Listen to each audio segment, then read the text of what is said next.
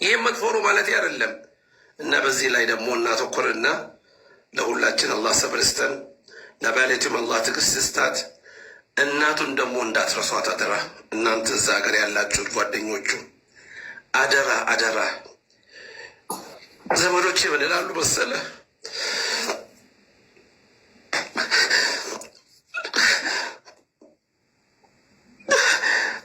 ልጄ ይቅበርኝ ይላሉ። ልጄ ይቅበርኝ ይላሉ። ልጅን መቅበር በጣም ከባድ ነው። ልጅን ማጣት በጣም ከባድ ነው።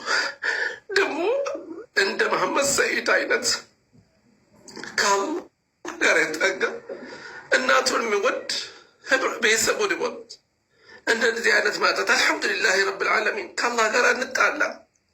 ይሄ ግን ለእኛ ትምህርት ነውና ምስቱ ብቻ አይደለም፣ ልጆቹ ብቻ አይደለም፣ ያችን መወዳት እናቱን እሷን አደራ እንዳትረሷት።